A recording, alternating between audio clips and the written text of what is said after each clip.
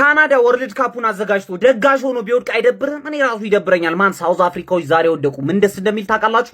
1-0 ነው የተሸነፉት። 1-0 መሸነፉ እንዴት ደስ እንደሚል አሁን ቅጥል ነው የሚያደርጋቸው። ገብቷችኋል አይደለም ማለት ነው። ይሄ 2-0 3-0 ተሸንፈው ቢወድቁ ኖሮ ማለት ነው ቲማችን አሪፍ ነው ፕራውድ ነው እዚህ ድረስ በመድረሱ። ይሄ ግን ያቃጥላል። አሪፍ ጨዋታ ተጫውቶ ነው የወደቁት። ገብቷችኋል? እንዴት ደስ እንደሚል ደግሞ የገባበት ደቂቃ አይታችኋል?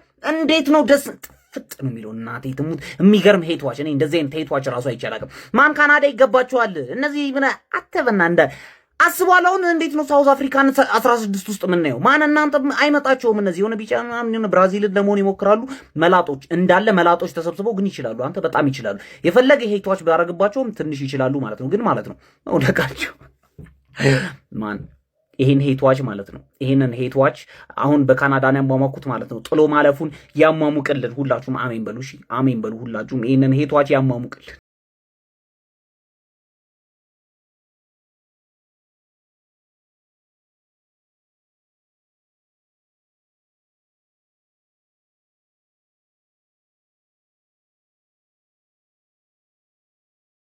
ዙሩ መቀላቀሏን ያረጋገጠች የመጀመሪያዋ ሀገር ሆናለች። ሳውዝ አፍሪካ አንገት ለአንገት ከካናዳ ጋር እስከ መጨረሻ ደቂቃዎች ተናንቃ የነበረ ቢሆንም ነገር ግን በመጨረሻ ደቂቃ 92ኛው ደቂቃ ላይ በስቱኪዮ ጎል አማካኝነት እንግዲህ አስደናቂ ጎል ተቆጥሮባት 1-0 ሆነ ጠባ ውጤት ተሸንፋ ከውድድሩ ተሰናብታለች። ግምቴም ተሳክቷል። እኔ ከዚህ ቀደም የነበሩ ድልድሎች ላይ የሰራሁትን ቪዲዮ መለስ ብላችሁ መመልከት ትችላላችሁ።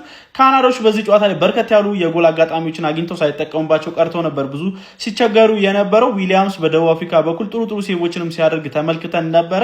ታዲያም እንግዲህ በመጨረሻ ደቂቃ 92ኛው ደቂቃ ላይ በጣም አስደናቂ ቮሊ ነው ካናዳዎች አስቆጥረው እንግዲህ ደቡብ አፍሪካን ማሰናበት የቻሉት ማለት ነው። በ16ቱ ዙርም እንግዲህ የኔዘርላንድና የሞሮኮን አሸናፊ ካናዳ የምትገጥም ይሆናል ማለት ነው። ካዘጋጅ ሀገሮች አንዱ የሆነችው ካናዳ 16ቱ ዙሩን እነሆ በይፋ ተቀላቅላለች። እናንተ ስለዚህ ጨዋታ ምን ትላላችሁ? ሀሳባችሁን አጋሩኝ። የፕላስ ምልክቱ መጫን እንዳትረሱ። ራውንድ ኦፍ 32 ይሄን ይመስላል ማለት ነው እስከ ሰሚ ፋይናል ድረስ። ምክንያቱም ያለው ወሳኝ ቡድኖች ሲገናኙ ምንም ነገር ሊፈጠር ይችላልና ከዛ በኋላ እናንተ ራሳችሁ ተወስኑታላችሁ። ግን እስከ ሰሚ ፋይናል ድረስ ልገምትላችሁ። ሴቭ አድርገው ይሄን ቪዲዮ ነው ምን ሴቭ አድርገው። ጀርመን ከፓራጓይ ጀርመን ተጨንቃ ታልፋለች። ፓራጓይ ቀላል ቡድን አይደለችም። አንዴ ከከፈተቻት ታከታትልባታለች። ከከበራት ደግሞ ተጨንቃ እንደምንም ብላ ታልፋለች። ይሄን ዙር ብዬ ገምታለሁ። ፈረንሳይ ስዊድንን ለቁርስ ትበላታለች። ምንም ልል አልችልም።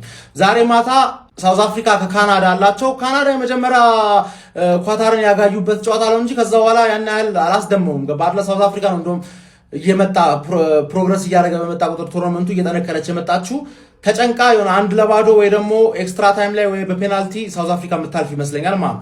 ኔዘርላንድ ከሞሮኮ ይሄ በጣም ከባድ ጨዋታ ነው፣ ግን ሞሮኮ ነው የምታልፈው። ሞሮኮ ታልፋለች።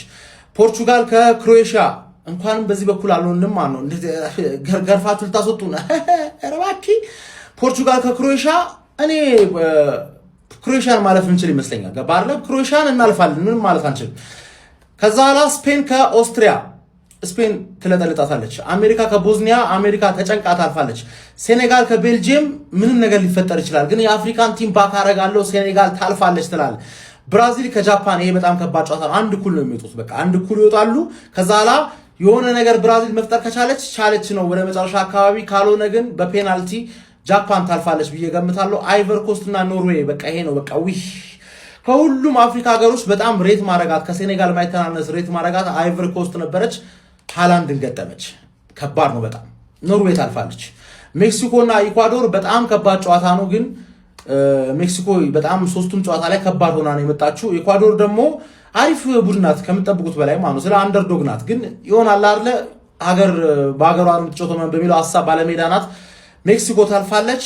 እንግሊዝ እና ዲአር ኮንጎ ይሄ በጣም ከባድ ጨዋታ ለዲአር ኮንጎ ሊቋጥሩላ ይችላሉ። ምክንያቱም በቃ ወኔያቸው ተመችቶኛል ነው የሚገባርለና በስትክል ዲፌንሲቭ ሎ ብሎክ አድርገው ቶማስ ቱሄል ደግሞ እስካሁን ድረስ እያሳየ ፓናማ እንደገጠመው ከገጠማቸው 0-0 ፔናልቲ ወስናቸዋል ማለት ነው። ግን በፋራም ባራዳም እንግሊዝ የምታልፍ ይመስለኛል።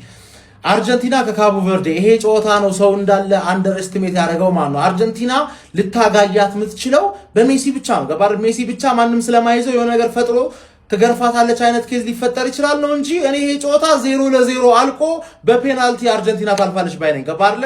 እንደምንም ብሎ ሜሲ ለሁለት ምናምን ነገር አይቆምም እኮ ሜሲ ገባ። ግን የሆነ እድልም ከሱ ጋር ላተውን ይችላል ነው ካቦበር በቃ ቸከሶቹ አይታል ማን እኔ በቃ አላር ቸከሶቹ ሜሲንም ሊያፈዙ ይችላሉ ነው የሚል ብቻ መጨረሻ ላይ በፔናልቲ ይሸነፋሉ። እሱም ደግሞ የሚያኮራቸው ውጤት ነው ብዬ ገምታለሁ።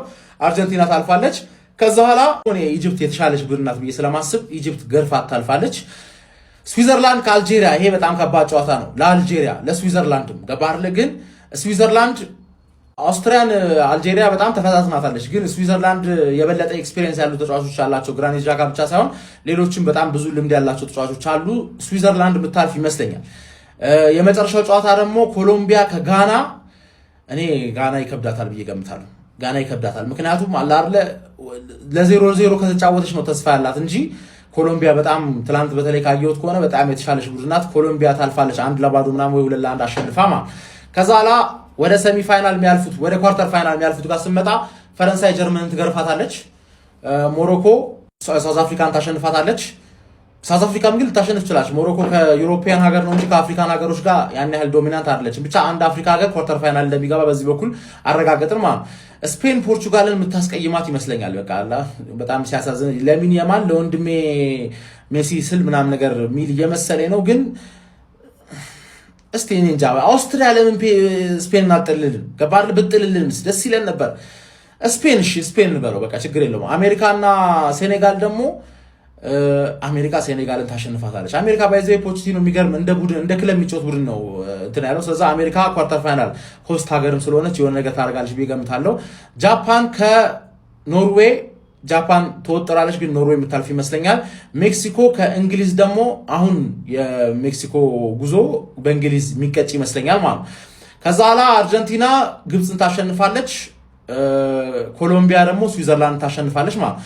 ከዛ ኳርተር ፋይናል ስንመጣ ደግሞ ፈረንሳይ ሞሮኮን ትለጠልጣታለች ማለት ነው። ከዛ ኋላ ስፔን ደግሞ አሜሪካን ታስወጣታለች። ስለዛ ፍራንስ ስፔን በዚህ በኩል ደግሞ ጃፓንና እንግሊዝ ነው ያለፉት። እንግሊዝ ዚስ ታይም ጃፓንን ትገታታለች ብዬ ገምታለሁ። ግን ጃፓን ዲፌንሲቭሊ የሚገርም ቡድን ናት። እንግሊዝ ከወደቀች እዚች ጋር የምትወርቅ ይመስለኛል። ግን ስቲል እንግሊዝን አሳልፋታለሁ። እዚህ ጋር ደግሞ አርጀንቲና ኮሎምቢያን አሳምና ትገርፋትና ታልፋለች። ስለዛ እንግሊዝ፣ አርጀንቲና፣ ስፔን፣ ፍራንስ ይሄ ነው ሰሚ ፋይናል። ፈረንሳይና አርጀንቲና ወይ ደግሞ ፈረንሳይና እንግሊዝ ለዋንጫ የሚደርሱ ይመስለኛል። ስፔን ፈረንሳይን ካሸነፈች ዋንጫው ይሷ እመኔ ነው።